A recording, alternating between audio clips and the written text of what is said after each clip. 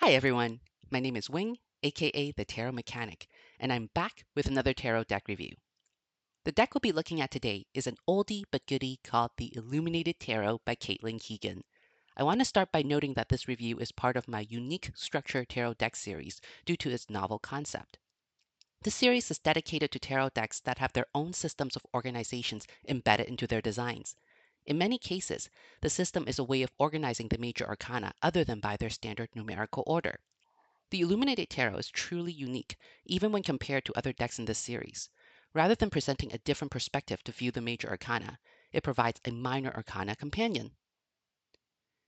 Instead of being a standard 78 card deck, this deck has only 53 cards. At first glance, it looks like a typical playing card deck, as it contains 4 suits and 13 cards in each suit. The main difference is that instead of 2 jokers, it only contains 1 extra card. The reason why this is still considered a tarot deck is because some cards perform a double duty. The first set of these cards that possesses this functions are the jacks. In this deck, all jacks can be interpreted as either pages or knights. In addition, there are 21 cards in which the major arcana are folded into it. When one of these cards show up, it's up to the reader whether they will read it as a major or minor arcana. What I love about this deck is that it's not just impressive in concept, but also in execution. I find the major and minor arcana pairings to be very clever and apt. In the next section, we'll go over each of these pairings in more details. In the major arcana, card 1 is the Magician. In this deck, it is paired with the King of Clubs, which corresponds to the suit of Wands. Since the ultimate creator of life as we know it is the sun, I think it's suitable to associate the king of the fire element with the magician. The next major arcana is the High Priestess, which is now paired with the Two of Diamonds. In the playing cards tarot correspondence, diamonds are associated with the suit of Pentacles.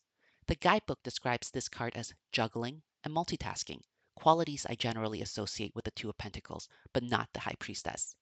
However, I think this is still a good pairing because I see the High Priestess as the connection between our subconscious and the conscious. Thus, in this deck, I would interpret the High Priestess as someone who travels back and forth from the light to the darkness. So instead of juggling mundane tasks and earthly responsibilities, she is juggling between our spiritual and physical selves. Card 3, the Empress, is now associated with the Queen of Hearts, which corresponds to the Queen of Cups. As this queen is often referred to as the mother card, I think the logic for this pairing is very self-evident. Following the Empress, we have the Emperor. He's paired with the King of Spades, which corresponds to the King of Swords. I think this pairing makes a lot of sense because we often think of the Emperor as a military leader and as such, a master strategist. Now, I want to pause for a moment to say again how impressed I am with the design of this deck. Aside from the well thought out pairing of each individual card, I'm also impressed with how these cards complement one another and how they fit into the greater schema.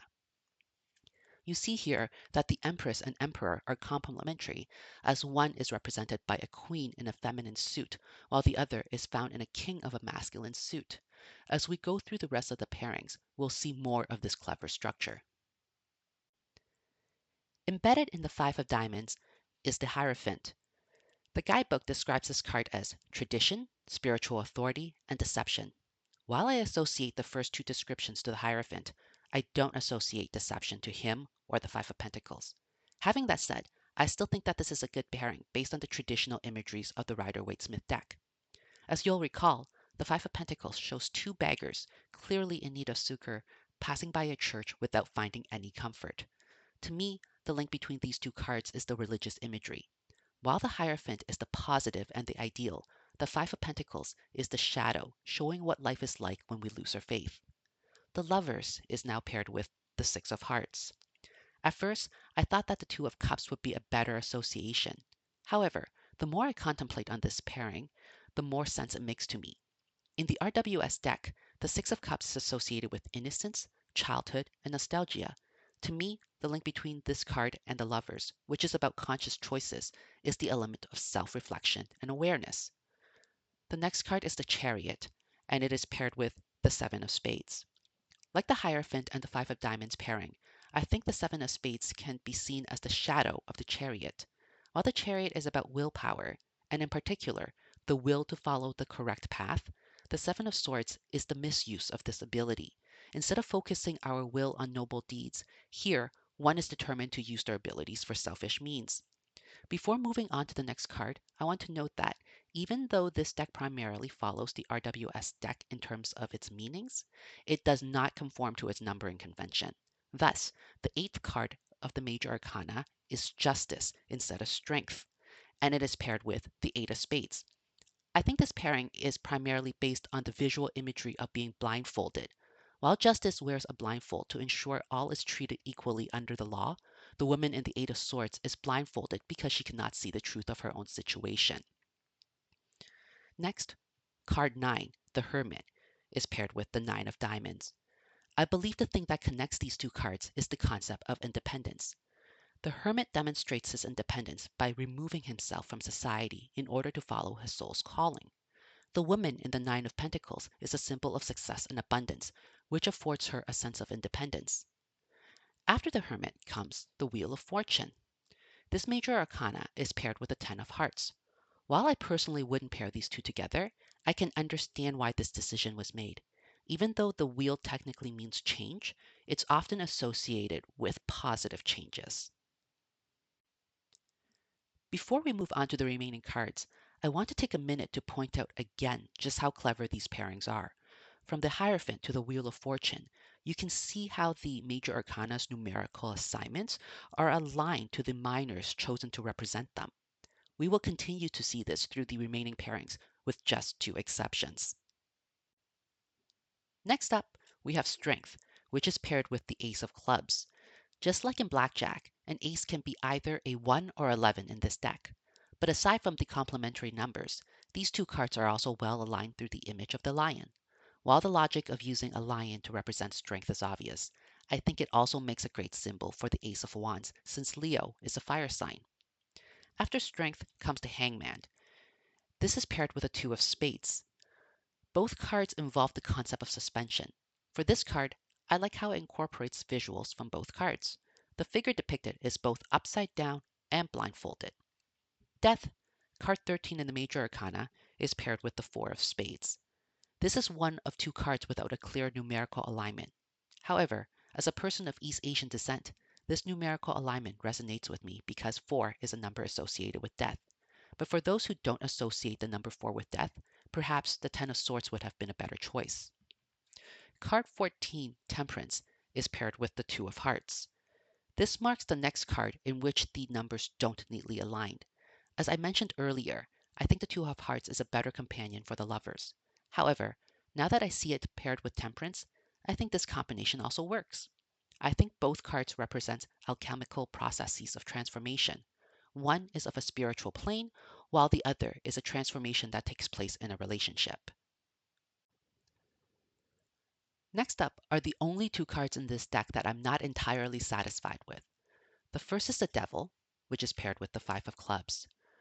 I disagree with this pairing because I don't see the Five of Wands as a negative card.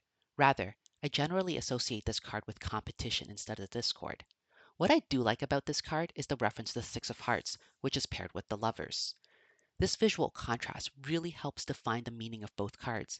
The Lovers, with their eyes open, suggest living consciously, while the Devil, with their eyes closed, symbolizes living irresponsibly. The Tower follows the Devil. Here, it is paired with the Six of Clubs, which corresponds to the Six of Wands. I don't see the connection between the pairing. The guidebook defines this card as a revelation or a drastic shift in perspective, neither of which I associate with the Six of Wands. To me, this is the biggest stretch in the entire deck. Card 17, the Star, is paired with the Seven of Diamonds. I think this is an interesting pairing. While I see the star as a symbol of hope, I don't hold the same sense of positivism for the Seven of Pentacles. And yet, I can see how they are complementary. As I tend to interpret this seven as a card of patience and waiting for our seeds to grow, I can see how this can be a part of a message about hope. Oftentimes, hope requires faith and time to manifest. Next, we have the Moon, paired with the Eight of Hearts. As the Moon speaks of the subconscious and the Eight of Cups is about walking away from conventions and norm to discover our own truth, I think these two cards go very well together. While the Moon is the discovery of our discontent via the exploration of our own truths, The Eight of Cups is the act of following this truth once it's been discovered. Following the moon is the Sun and the Nine of Clubs pairing. The guidebook definition for this card is clarity, simplicity, new life. While I think this is a good description for the Sun, I think it's less applicable for the Nine of Clubs, which corresponds with the Nine of Wands. Having that said, I think this pairing can still make sense. I generally associate the Nine of Wands with the concept of vigilance, which requires clarity. Before jumping into the next three cards, I want to take a moment to lay out these three celestial orbs side by side. I love how similar they look, and yet each visual aptly describes the meaning of its card. The star, symbolizing hope, is surrounded by diamonds. The moon, which advises us to explore our subconscious, has his eyes closed. And sun, the primordial fire, aptly has wands emanating from it like rays of sunshine.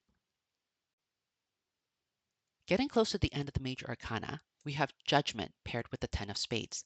The image is a rooster heralding a new day. To me, this feels like the scene that comes directly after the Ten of Swords. At the same time, it also resembles the trumpet blowing angel we see in Judgment. After Judgment, we see the World. This card is paired with the Ace of Diamonds, which corresponds to the suit of Pentacles. I think Pentacles is a great choice for this card because it is the earthly and worldly suit. Note how this card has a similar visual structure to the three other celestial orbs. Last but not least is the Fool, card 0. This is the only card in the deck that is not part of the traditional playing card set. But as this deck doesn't have a joker, this card can be seen as a replacement for one of those cards.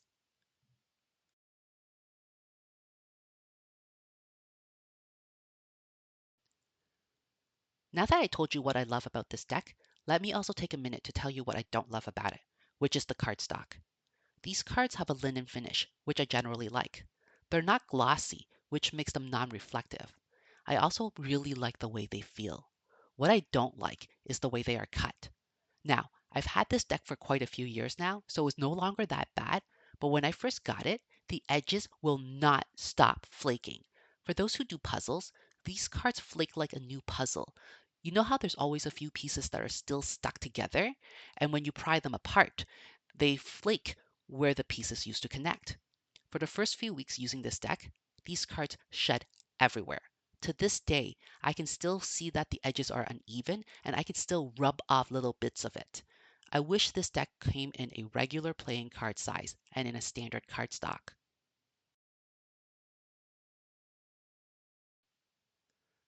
Although this deck isn't perfect, it's fascinatingly unique and I absolutely love it. I do want to take a minute to answer a question that a friend of mine asked when I showed it to her. She asked me if it makes sense to use this deck's major and minor arcana pairing to read with a standard playing card deck. For me, the answer is a clear no. I think this pairing only makes sense when you add in the visuals. Without it, it'll still require a lot of memorization. Personally, I don't believe cards should be interpreted based off of memorized meanings alone. Rather, meanings should be innately logical within the constructs of the deck. But that's just me. What do you think? Drop a comment to let me know your thoughts. And while you're at it, please consider hitting the like button if you found this video helpful or entertaining. Or better yet, subscribe to this channel for more videos on tarot related content. I hope to see you back here soon. Until then, have a great rest of your day.